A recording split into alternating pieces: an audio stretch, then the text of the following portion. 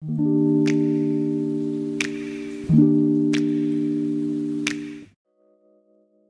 to Legacy Insights. Today, I'm going to be showcasing the Defense Mechanisms MEPC, or Mission Essential Plate Carrier, what I have on it, and how I have it set up. Let's get started. So this is the Defense Mechanisms MEPC. It's a great product, especially for anybody looking into getting entry-level plate carriers. The construction is superb, durability is phenomenal, and it's extremely affordable at $165, which is this setup that you see here, minus the cummerbund and all the attachments. So the front bag and the rear plate bag. They offer it in a bunch of different colors, including all the popular ones, Multicam, Ranger Green, Coyote Brown, and a bunch of different sizes, 8x10, all the way up to extra large. All these different sizes accommodate a bunch of different types of plates and plate cuts, including swimmers, shooters, and sappy plate cuts. As you see here, this setup has the HESCO L210 plates, which are closer in shape and cut to a swimmer's cut 8x10. This is a medium size option of the MEPC, and it fits those plates as well as other plates that I've ran through here are the Highcom swimmer cuts, and I've also put in the RMA 1155s multi-curve plates, and it fits all of them perfectly fine. The comfort and adjustability of this plate carrier is also extremely well thought out, giving you the ability to size it to your body as you need it.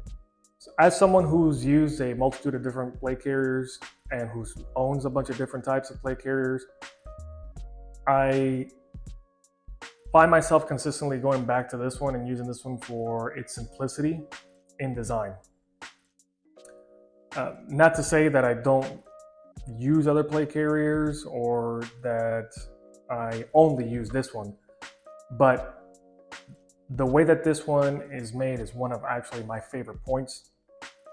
And it has to do with the way the shoulder straps are connected to the front and rear plate bag. It comes in as one solid piece from the plate bag and it runs all the way up. Very similar to the Spirit Systems LV119, but these run more at an angle versus the Spiritus where it's a little bit straighter, kind of creating some surface tension and abrasion points around people's necks on the inside. Because these are angled a little bit further out, you don't get that issue, but they're also not in the way enough to properly shoulder a rifle. The other upside to that design and construction is that there is no points on here that can cause tearing or the sewing to come off, because it's a single piece, so it all pulls together in unison, right? So there's no slack to be seen, unlike some of the plate carriers out there with JPC, where it has this laminate kind of material that connects the plate bag to the shoulder straps. And not that it's necessarily weak or anything, but it does cause some sort of tension on the edges of it. And I've had that happen to me where it starts to begin to rip and fray, causing some concern over the longevity of the plate carrier. This doesn't have that happen to it, and that's one of my favorite things about it. Next, we're going to talk about the cummerbund. Defense Mechanisms offers a wide variety of cummerbunds in different shapes, sizes, and materials. We're not going to cover all of them. I'm just going to talk about the one that you see here. These are the 3-inch hybrid structural cummerbund. They add rigidity to the sides of the plate carrier while it's connected to kind of keep some of that weight off of the shoulders. And these are the hybrid type, which on the back portion of it offers some sort of elastic material, which gives you some wiggle room as it attaches on the back side, on the back plate. It frees up your ability to move with your plate carrier around, whether you're twisting your torso, bending over, sitting down, etc. The structural hybrid combination is a really good option that anyone should consider when looking for a cummerbund to add to their plate carrier. This cummerbund set also comes with the first spear tube quick release adapters, which is something that I like to add to all of my plate carriers whenever possible. Starting from top to bottom with all of my attachments, first thing I have is the Defense Mechanisms shoulder pads. These do a pretty good job. The plate bags originally don't come with any padding on it, and these have worked pretty well so far. I've also used the Axle Advanced pads before, not on this particular plate carrier, but I do have it on my JPC. I really like those a lot, but I am carrying a whole lot more weight on that plate carrier than I am on this one, so these do a great job with what you see here right now. Moving further, I got these in-ear microphone and earpiece that I have routed through the pad and these points inside of the plate bags that help you run comms. It's another feature of the plate carrier itself, which is extremely beneficial. They have 2 holes on either side here where you can run cables and wires and antennas and stuff inside of the bag, so you don't have to have anything running outside of it.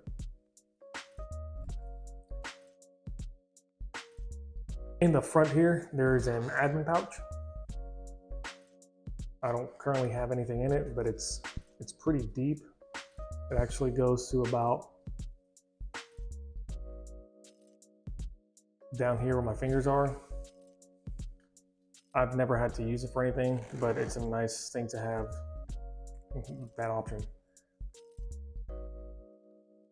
Further down, I have some shears, some North American Rescue shears, which they run behind my magazines in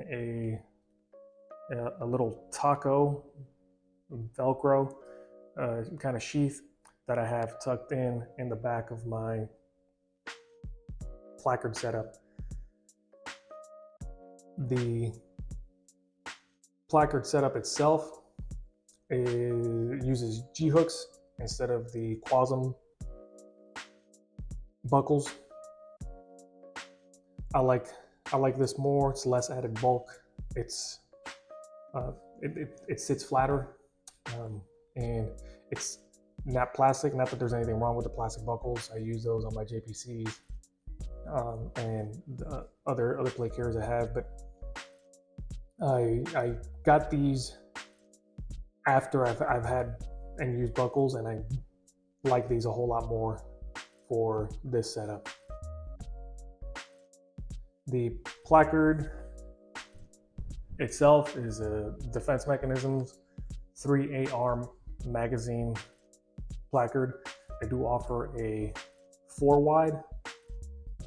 I used to run the 4-wide, but I didn't like how much space it took outside of the width of the actual plate carrier. This is a lot more flush with it itself, and I didn't really have the need for 4 AR mags running across at all. So I scaled down, put 3.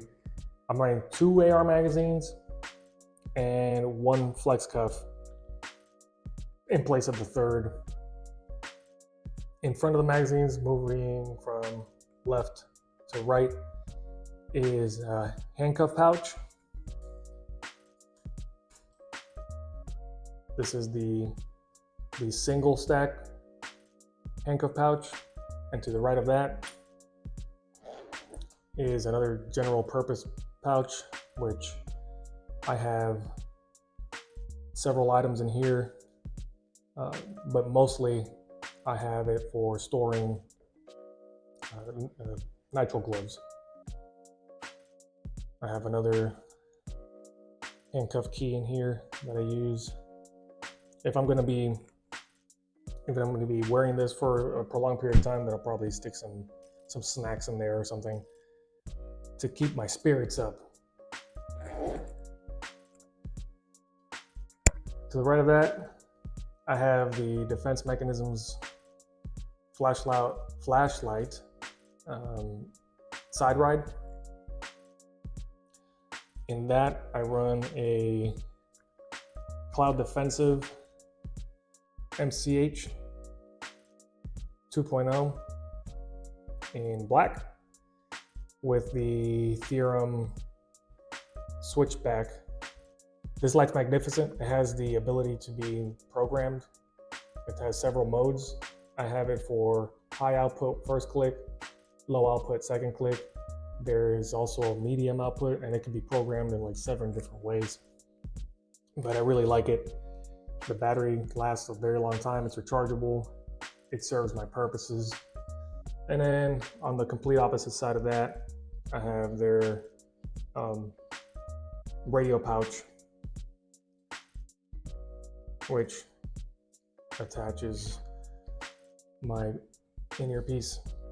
Anything nylon material is all Defense Mechanisms. It's the entire suite of products that I've integrated into this setup. It all works really well together, and I'm very satisfied with it so far. That wraps up today's video. Thank you guys so much for watching. If you have any suggestions or questions on what we covered today with the plate carrier or any of the accoutrements that I have attached to it, please comment below. And as always, catch you guys on the next encounter.